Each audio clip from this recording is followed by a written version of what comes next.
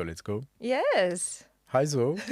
Hi, Julian. It's nice to have you on the Thank you so podcast. much. Really happy because it's been a while since we've been discussing this interview. So Yes. welcome. Yes, thank you. Hi, Julian and friends on the podcast who are listening. Can you say a few words in French? I know you speak French. Ah oui, yes. De quoi? On parle quoi? Je m'appelle Zo, je suis une amie de Julian. Et coucou à tous les amis de Julian qui entendent ce podcast. Voilà. Great, thank you. Yes. So Zo, you're a visual artist, a director, and a photographer. So could you tell us what brings you to photography, then to directing films, and now being an AI artist? Like the long version, the short version. As you like. The long version would be good. Yeah? Okay, wait. Just a really fun part. I mean, starting with the first bit of the question, how I got into photography was really because I think I somehow always had a camera in my hand when I was a kid. When I was really, really young, I was always in front of camera. I somehow loved to be photographed, which I quickly grew out of, I think at around 5 years old. Then I started holding the camera a lot without even knowing what I was really doing. And then when I think I was in primary school, which is about like 8-10 years old, is that it? My dad had the DSLR camera, and this was at a time where they were very little, like it was just out, right, the DSLR cameras. And he didn't use it, so I kind of just quotation marks stole it from him and use it all the time. And then I think the idea of becoming a photographer really came in high school when I had to choose like my discipline, my major for my high school, because I chose like a special high school where you could specialize in a technical thing instead of studying math and the boring science stuff. So it was down to business or cinema. And that was when I did a very hard choice of choosing cinema, because at that time I didn't know, like, how would you know what you want to do in 10 years if you didn't even know what you want to do in 10 days kind of thing, at 16. But you know what? I made the choice and the rest is history. So for me, I went straight into cinema, and photography was always a thing that was in tandem. Like, it was exactly the same process, even though it's very different, cinema and photography, but they always meant like very complementary things to me. So I couldn't have done one without the other. And then now moving on to AI, is that it? Yes. How do you integrate AI in your creative process, and how were you introduced to AI basically? So for me, it's quite a beautiful story, because I've started my personal project called Own Your Roots since 2019. And at the beginning, it was really about doing a lot of things manually. So I would do photo shoots, I would do music videos, and a lot of shoots for this project where I want to bring the traditional to the future. But because of the resources, because of the amount, like the sheer amount of time it needs to make one single shoot happen, I end up only doing maybe one per year, included, like, because I had other work going on. And also just, if you think about it, the amount of time is required it's not just about the budget. It's just about finding a team that could see your vision before it existed. And because I was trying to do things that were really out of the world, right? So just to be able to find a team that could work on a shoot together to cover, I don't know, location, styling, makeup, the model, the storytelling, the editing, because I do quite a lot of editing on my personal project photos. It was just a lot, right? And then AI came into play. And at first, I was really like all the other creatives, like, oh, no, number one, it's going to like steal all our jobs. It's so scary. Like, what is it? Blah, blah, blah, blah. But then I think everything changed when I really like just jumped into it. So the relationship can only happen when you actually stop observing it and start using it. And then I went through so many different tools in AI, because AI is like 2 letters, but it encompasses so much things. And that was when I realized that it has become really something like the third camera in my tool set, because it's not just something that I use to make my life easier. Sure, like now I have literally no excuse between what is in my mind and in what I put out, because the only thing that's stopping myself back is myself. It ends up. I cannot blame having not enough budget or not enough location, not enough team, not enough time. I can't do that. And it's just me and the hard work that I put in to use AI as this camera that can help me shoot things that my first 2 cameras cannot in the real life. Yeah, so that's the story. So yeah, it helps you save time, save money, and do more things on your own. I think it definitely helps me save. Sorry, just to jump in, it definitely helps me do more things on my own, which I would have done also anyway. But I'm not sure if the time is, I mean, sure, in comparison to a human thing where you need a year to do one stuff, of course now it's a lot of time. But I would tell, because I am a huge advocate for this, like, it does not, I don't spend less time doing AI. In fact, I spend much, much more time, like just throwing myself into all the creations that I use, because it takes so much time to do something that you really can own as like your own work. And how do you, let's say, balance AI with photography? Or with traditional, video shooting? Because we tend to say, going back to photography, we tend to say that photography captures the truth, Yeah. but AI can manipulate it, and we see that almost every day nowadays. So how do you reconcile the two? How do you find the right balance as an artist? I thought it was a very beautiful thing. Your question of like, so in photography, you're chasing for the truth. And yeah, then, it's you capture the instant. That's yes. what we tend to say, that it's the truth of a single image. But with AI, you can, you have deepfakes, you can alter perception, you can alter the truth, basically, because you can have, I don't know, a blue dog walking on water, or you can do pretty much anything, which is fantastic for so many reasons. But there's also some kind of fakeness in AI. So I wonder, as an artist, how you see that. Do you see that as an opportunity, or do you think there's a need for rules to actually find the right balance? Ooh. I think it's funny because I think balance is exactly this one word that I never really seeked for in my own works. Because let's just pull that question back again. Your example of the blue dog floating on water, something like this, what you said. Technically, if you think about it, can photography do that? Yes, absolutely. You know what I'm saying? With Photoshop, even without Photoshop, yes, you have to like erase a little bit of lines, even if you hang the dog in mid-space in real life. There's a lot of things you can do. Yes, of course. I don't think it's just photography. Like all arts, every creator is out there to seek some kind of truth, whether it's a truth that's in themselves or a truth that they want to understand about this universe.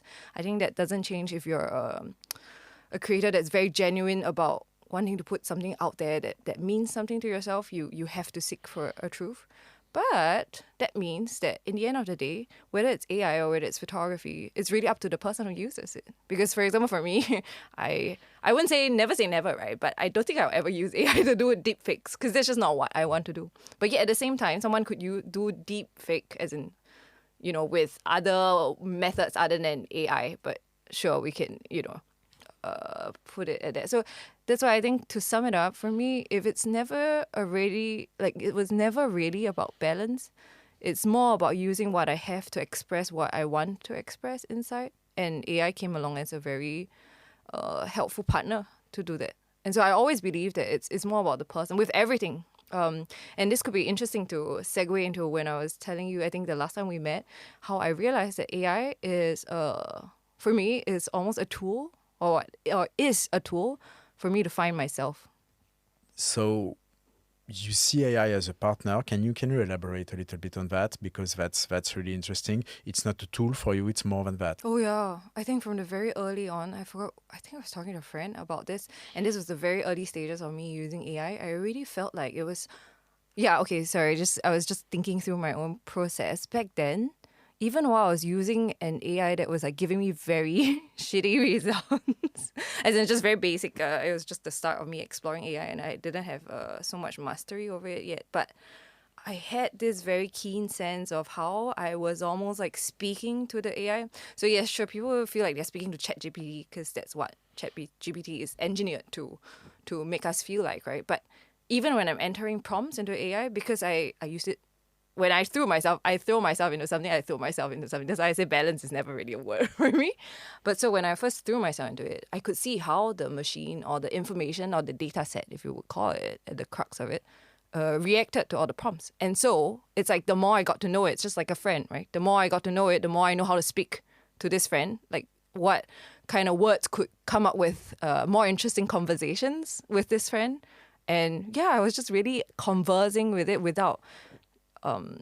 you know what I'm saying? It's not about asking how are you today or what did you just eat, but really seeing what this friend reacted or gave me in exchange for what I put in, that made me feel like it was it was really something more than just I tell you what to do and then you just give that to me kind of thing. Because I could feel the machine kind of changing as I used it. Yeah. It's a conversation. Oh. So this is why you were saying that it saves you time, but maybe not that much time, because you also spend a lot of time talking to the program, to the machine, and to see the conversation evolve and what kind of creation it can bring. Yeah, exactly. When did you start experimenting with AI? Right in the beginning, when it was released, when we had access to, I don't know, Midjourney, Runway, these kind of tools? I think I got into AI. The very serious time was probably around 2022. Like that was when I really started using it in a almost daily life creating kind of thing. I even took a transition year in between to. No, I mean, so the last 2 years were really kind of, this year and last year were really kind of transition years where I took time off my other commercial work to really focus on my personal project. So that's the main time that I spent with AI, really. If we go back to the beginning of your career as an artist, you started as a photographer. Then you moved to directing films. Now you use AI in your whole creative process. So is there, let's say, a word or way to define who you are as an artist, or you're constantly evolving and it doesn't apply to you? It's an interesting question, but it might be more interesting answered by you. Like from your perspective, when you see my works, right? It doesn't matter whether it's the early ones or let's just say whatever you've seen so far, which is probably more the AI stuff. What will you define my style as? Like, so it's a good question in it. So I don't know all your work. Yeah. And it's true that most of what I'm familiar with is the AI stuff. But I would say that there's some kind of it's a combination of tradition and modernity.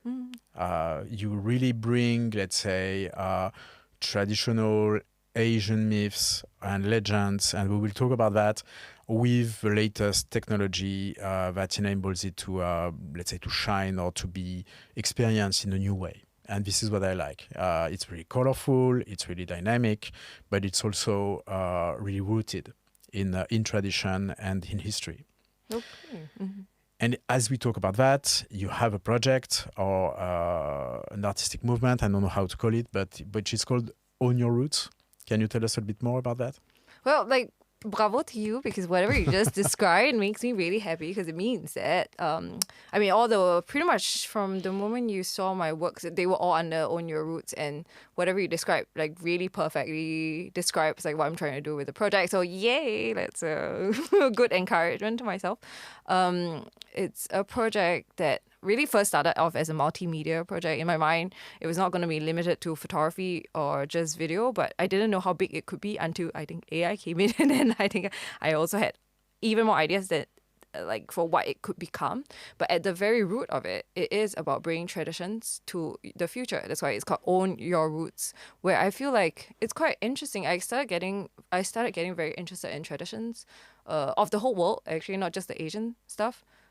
Let's say 4 years back, and then I could also see that it's another kind of passing on. How do you say that? In Mandarin it's 传承, but like in English it would be just the passing down from my parents. Because like there was one day some light bulb just went off, and I realized that like my parents are really interested in traditional things, but they at the same time, both of them are in the creative field. And they both are very, very modern people, right? Very hip, very well dressed, and like just two of the coolest people I ever known. Shout out to them. Shout out to them. Yeah.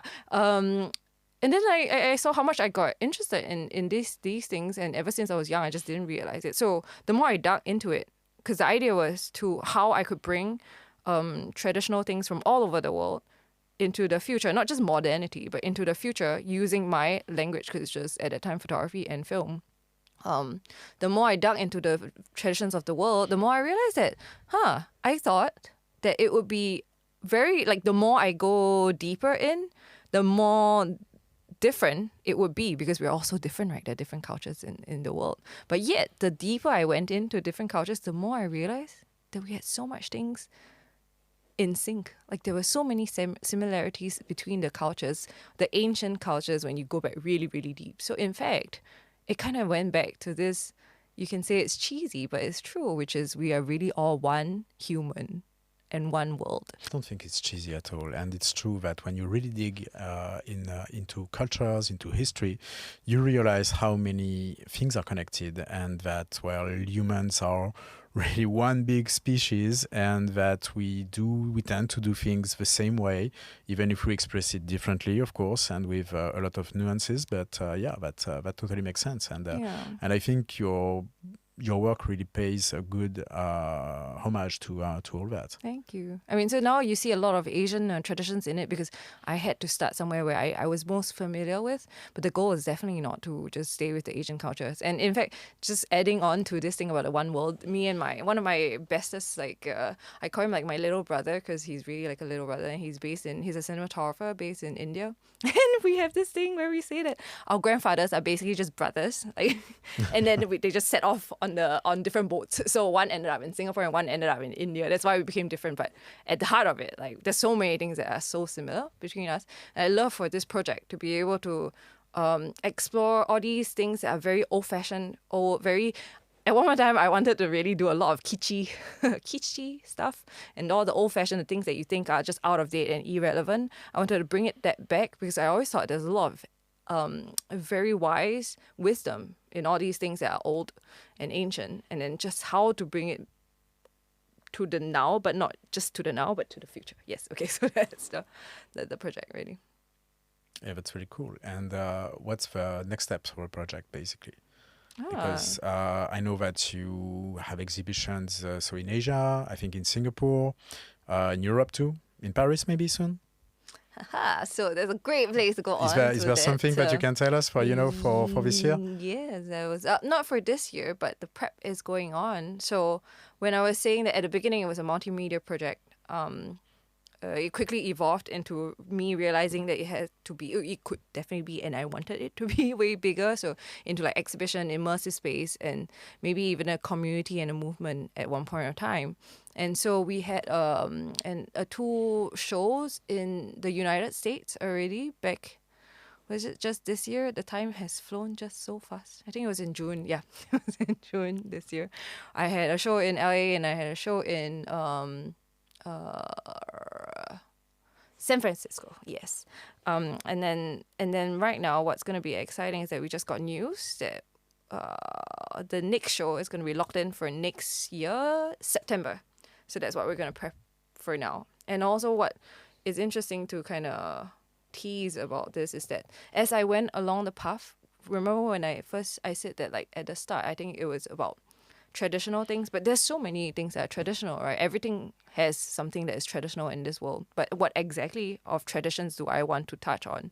And there was this one thing that I realized I kept going back into, or rather kept piquing my interest even when I was a really young kid, and that went into things to do with death, life, and spirituality. And so I'm also very actively working on, this turned out to be this very specific path that I want to go down on to explore and maybe even think about. Let's say we live in a world, this is something I talked to you about, I think the last time we met, like we live in a world where more and more people start to say that they're spiritual, but they're not religious. And then you realize that, but why do they try and kind of segregate, differentiate themselves from religious, when at the heart of both of these things is just this thing of spirituality? So they just don't want to subscribe to, like, let's say a certain fact, or how do you call it, like certain tribe of religions, of certain laws and rules or ways of being. But at the same time, they're all really just, I think as humans, it's very hard to not be interested in the truth inside of yourself. Yes, you can avoid it, you can run away from it, maybe you can escape successfully your entire life about it, but there will always be a voice inside of you, and that's what makes a lot of people empty, I think, even when they have everything in the world. If they never spend time or the resources to commit to themselves and find out the truth inside of themselves, it will always be clawing and nigging at them. And then my question to myself is that in today's world, then with everything going so fast, and then you have things that are changing, I mean, the way AI develops, like every single second something changes. Like I have the impression that I got into also the NFT world and the crypto world around the same time I was analyzing these AI things, and you just feel like every morning you wake up and like the world has like evolved a certain way. So in this crazy world, what then is the new spiritual temple for people like us, maybe who don't subscribe necessarily to any religion, but definitely are on the path to seek certain truths or how, try to figure out this world? And so that is my question to myself. And with all that being said, it's just to link back to what's going to happen next year in September. We're going to work with a temple to bring an exhibition, but not just your traditional painting on the wall, art on the wall exhibition, but really something that is, well, I have this thing about the word immersive because I feel like it's used so much. Like people they put a projector or 3 projectors or 4 projectors on the wall and they call it immersive. But I really want to make it into an experience that people can walk into. And immersive is a great word, but I think I would look to explore how to make immersive really even more immersive than just the technical putting a few projectors in a room. Yeah. We were talking about how you blend tradition with modernity, with technology. So one of your latest work is inspired from an ancient Chinese work that you told me about, which is, I think, the work by Liao Zhai, the Special Tales of a Chinese Studio, if I remember well. Yeah, the English translation is the Special Tales of a Chinese studio. Of a Chinese studio. I think in French is what? Des contes étranges? No, extraordinaires. Les contes extraordinaires. Oui, de Liao Zhai. De Liao Zhai. Oui. So I don't know much about that. Yes. I've read a little bit about it, but I'm no expert, obviously. So can you tell us first a little bit about these tales, yes. The importance they have in Chinese culture, and then your project, the movie you actually directed about that with AI? So this piece of tale, which is maybe not as famous outside of China yet than, a story like Sun Wukong, the Monkey King, especially Absolutely. now with like Black Myth and everything coming out. It has taken over the world, but it's a very important piece of classic literature for, let's say, the Asian community. And you would find like not the exact same stories, but you would see that in a lot of Asian cultures, we use the ghost to tell a lot of different stories. And then this particular story of Liao Zhai, it's actually a collection of many, many short stories. And most of them, I mean, pretty much the formula, it's about like a female ghost falling in love with like this male scholar who's just, trying to like do his studies, but then like this beautiful woman just comes and takes his soul away. But the irony is that I think a lot of times these monsters and ghosts, who are supposed to be the evil ones, are the ones that, let's say, sacrifice themselves for the human, because the human in the end gets selfish, and, the humans are written to reflect all the not so good parts in us, basically, and then yet the ghosts that are supposed to be the more evil ones are the ones that sacrifice themselves for like pure love, true love kind of thing. And so it's a very important story because, as with all classics that can last the test of time, it's supposed to be a collection of love stories, but in the end, it's really a commentary on society. It's a commentary on mankind, on our relationships with each other. And so it's something that explores very deep into the abysses of us, really. Yeah, we use basically the extraordinary to talk about really mundane things. It's a great way, actually, to point out our maybe shortcomings and human nature. Yeah, exactly. And funny, as in just you pointing out brilliantly on that word links us back to the beginning, which is this truth that we're seeking for. We always say in art, and I forgot totally the phrase, I'm not going to even try, but it is really about using the non-truth to speak about the truth. It's like we have to build up so many things that are not true only to be able to find the truth. So exactly that, using the extraordinary to talk about mundane things. I think this is pretty much what a lot of art is about. Yeah. Right? It's like we tend to say that good science fiction is a criticism of, modern days, for instance. Absolutely. You see that with in the 80s, you had a lot of cyberpunk stories, which was basically a criticism of, big corporations, technology, capitalism, and all that. Something that is really on spot actually with the world we live in nowadays. Exactly. But it can be the same with more extraordinary things, with ghosts, with fantastic stories too. Exactly. You can just consider, sorry, that phrase just came out of my mind, which is you can just consider artists as people who know how to like fight or scold people smartly, because we don't criticize them outright. We don't go to the stage we have our activism and we like stand up for what we believe in, but through our art and with craft. I think that's what the beautiful thing about being an artist is. Yeah, well, I think good art in general, whatever it is, whether it's music, visual arts, whatever makes you think, makes you reflect maybe on who you are, where you live, what you do, and well, that's basically what you do with your latest piece. So inspired by Liao Zhai, and so these fantastic tales, and so basically, what's your film about? How did you bring that to life? Can you tell us a bit more? I'll tell you about the craziest part was how it kind of happened, really. So what happened was that it was a period of time, let's say a few months ago, where I was really creating like crazy. I was just doing things, because the act of doing is already in itself something that is worth itself, right? So without knowing how I was going to use it, or even till now, like there's a lot of things that I do which I don't know how it's going to be used or what it is for, but the act of doing is that important, so I just do it. But then I was in a period of time where I was feeling a bit lost because I had no idea where to bring it to. And then one day, like this piece of music, so the music came first, and it's by this brilliant composer that's so young. He's in like early 20s, based in Beijing. He's a really great composer. And I heard his track, it just came onto my path, like the universe just sent it to me. And shit, like immediately when I heard the track, like the visual started flying out, and I was just like, oh my God, like I have to do something about it. Because when I got the track, it was just really a reference, like sent to me as just, okay, check it out, like tell me what you think, and that was that.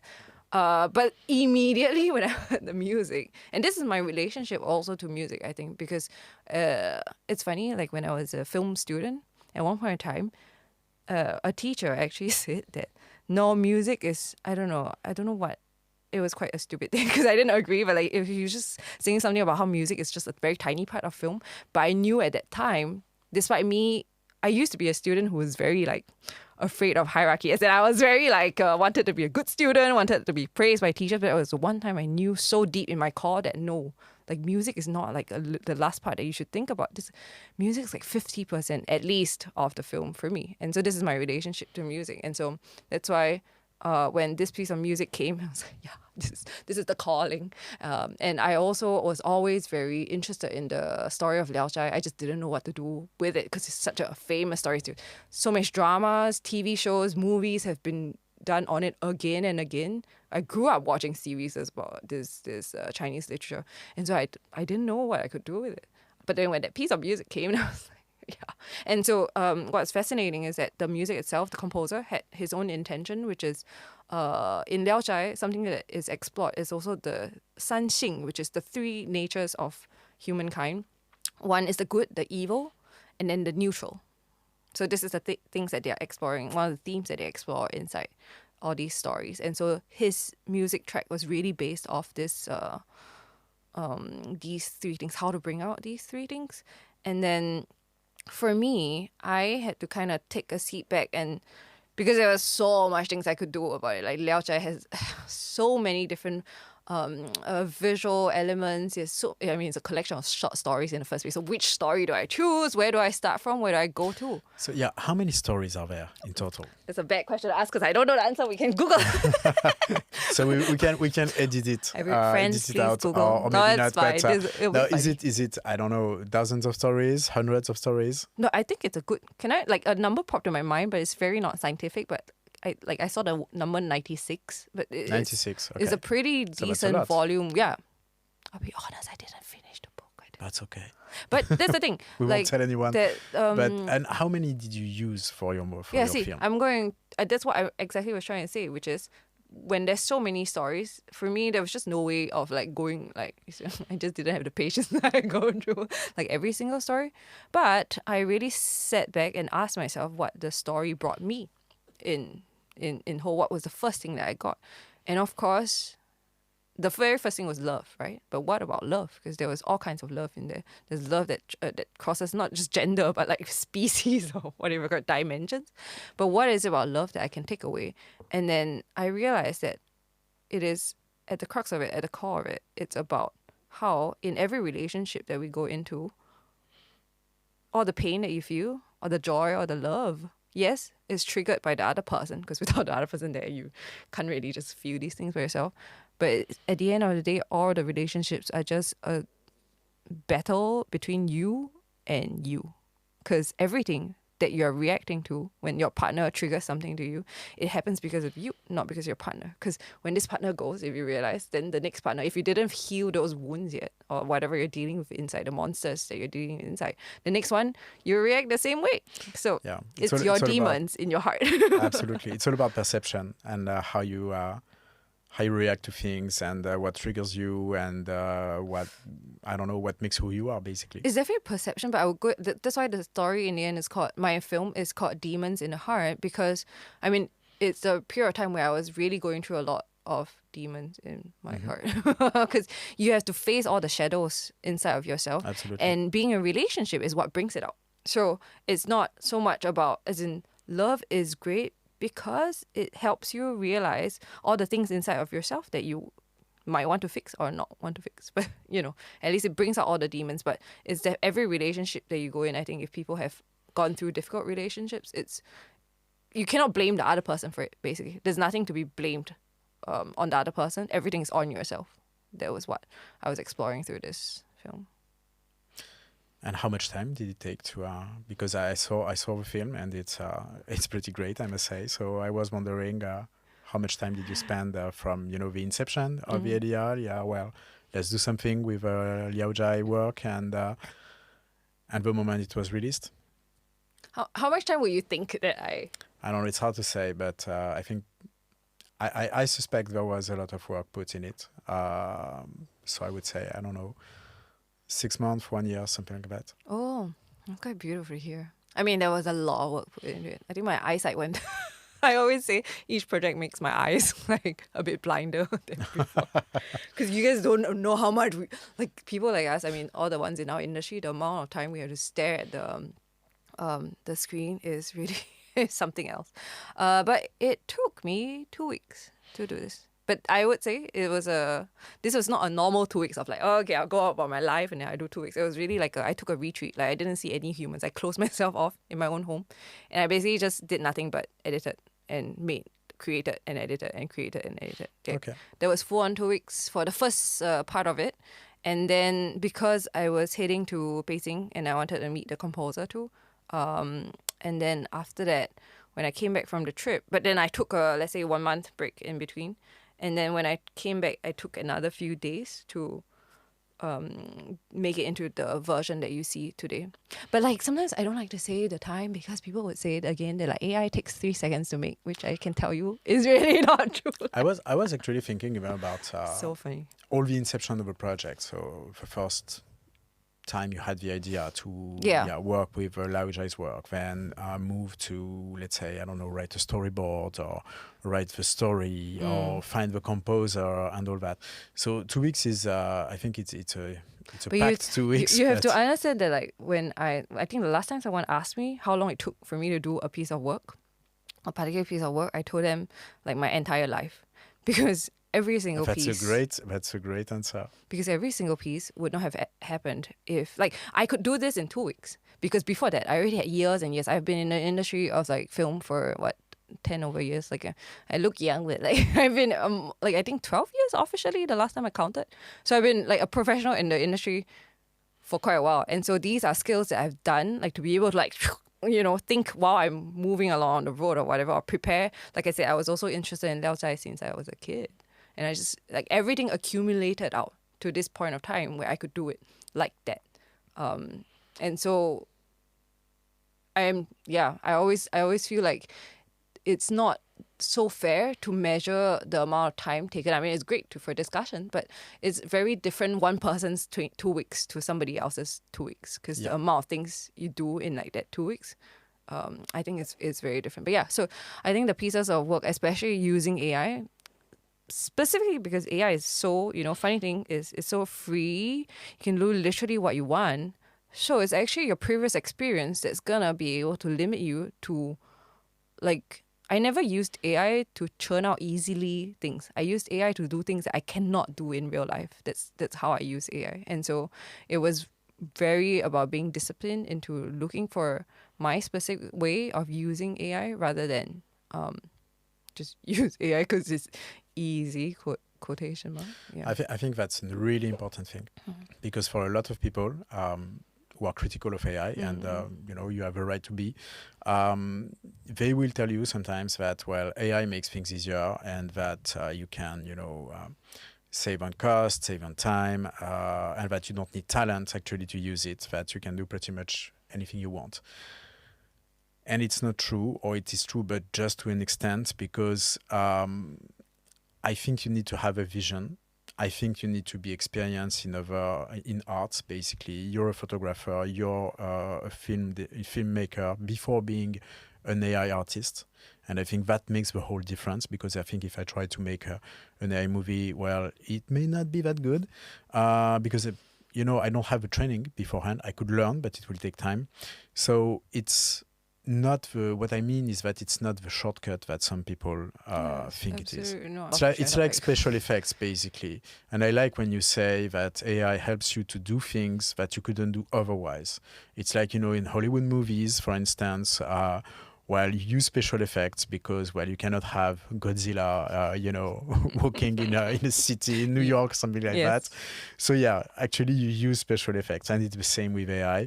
But what I like about it is that it enables more people to actually express what they have in mind, to become maybe filmmakers or more ambitious filmmakers, because they don't, not everybody has the budget to, actually create real special effects. So AI is here to help. Yeah.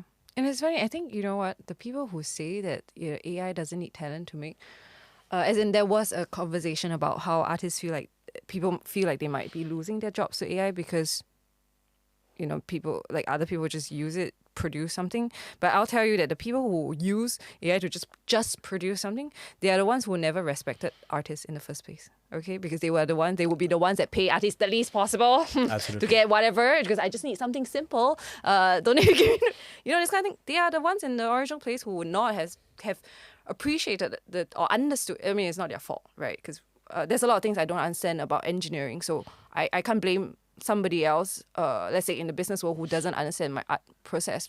It's fair, but at the same time, I'm just trying to say that it's very unfair to just push down AI, because the mess discussion, it actually gets a bit tiring, because I'm just waiting. I know that one day it would be accepted, just like how photography took time to become an art form. Like photography must have at that time felt like it would destroy all painters' life, but no, now painters are working with photography angles to do something that photography can't do. So it would not kill something else. The advent of type. I always go back to this example, which is when typewriters. When the computers were invented, typewriters had to go away. But it's not so much the. It's so unfair to say that let's just not have computers then. No, who would take a typewriter over a computer? Yeah, I think that's a relevant example. It's just like, so photography didn't kill painting, cinema didn't kill photography. AI won't kill cinema. Things might be different, that's true. But it's just a new tool, that is available to creators. And I think this is why I think it's great. And this is why I don't think creators are that threatened. Of course, there are copyright issues and things that need to be addressed. But I think at the end of the day, if you're talented, if you want to create, if you know how to use it, and if you're trained in using AI tools, you have the opportunity to do great things. Yeah, and just for the copyright issue, as in just because this is something, I just want to put it out there, and I'm wondering how people would, what kind of conversations this might spark. But for me, when when I was thinking for myself, like, how do I feel about this copywriting? Because it's true that AI was trained on a lot of like people who didn't give any permission at all. But then at one point in time, I realized that this was coming from a lot of fear, right? Because it is very true that, let's say, an illustrator who spent 10 years trying to find their own style, like, mad heads respect down to them because they had to spend all those time to find their own thing. And then now suddenly AI can find their style in, let's say, a few minutes. No, with training, yes, you need to take a few days to train, whatever. Okay, but it is very scary, I think, to think of it that way. But at the same time, if we think about it in, like, if we can go out of ourselves as individuals and our own gains, and we realize that the world is abundant enough, and then we think about how we as a human being in this world can help this world become better, or like just more beautiful a place, then maybe all of us who have been trained, who has been used in the training of the AI, are contributing to this much more beautiful world where, you know, we're contributing to something that can advance things, right? Like how Van Gogh is not gonna come and scream at you for copying his art. Like, you know, we all learn, a lot of artists, we have to start by copying, like, because we have to start by learning the techniques that somebody else invented at one point in time. But why are we not crying over us, you know, learning Van Gogh's art style or like Monet's art style or whatever? Because this is just part of us learning from our ancestors, actually, really. So this is, for me, what AI is. So I agree with that. The fact that we, as artists, as creators, let's say everybody steals from everybody, or gets inspired, whatever way learn you want from each other, really. to call it. But Yeah. at some point, you also need to reinvent the business model, maybe how artists make a living, basically, because it can threaten some of them as it makes things more available, more widely available. Yes. But that's a conversation in itself. Yeah. But it's interesting to have your vision on that. So about AI again, what advice would you give to creators that haven't jumped, you know, on the train of AI? What's the secret sauce, basically, to make AI work for you as a creator? Oh, secret sauce or okay, wait, there are two different questions. I don't know, the advice is more like, before you say anything else, honestly, just try it.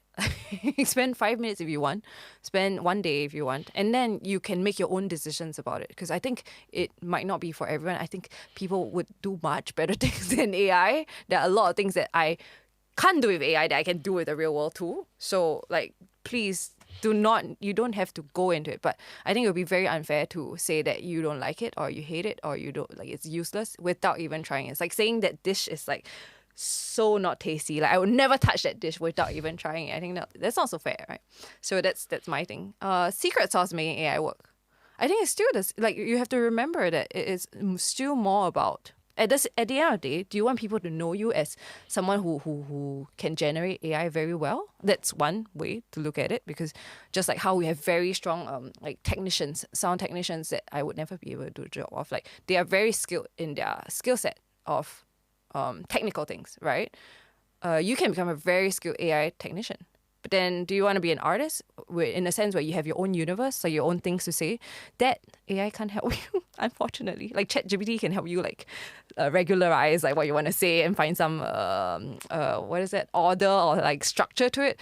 But it cannot invent what means a lot to you. It cannot invent your wounds. It cannot invent like your past.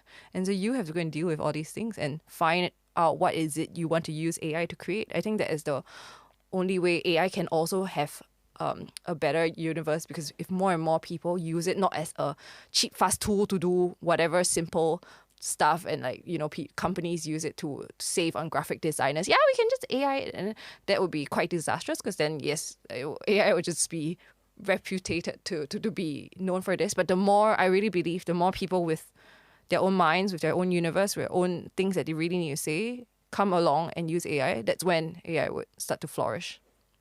That's my take. And that's a great one. And that's a great way, I think, to end it. Yes. So thank you very much Thank for you sharing your very vision. Where can we find you online? You do have a website, an Instagram account? Where can we follow your work? Instagram would be great. So it'll be on Own Your Roots would be nice. It's own OWNYOUR .puan ROOTS. So Own Your Roots, and then my own personal account is Zo and Zo, like ZOEAND and then ZO. Okay, so Yeah. all that on Instagram. Yeah, Instagram is the best way. Like I can barely manage Instagram. Can't do other socials right now. Okay, that's great. Well, thanks a lot, Zo, and hope to talk to you Very again soon. Me too.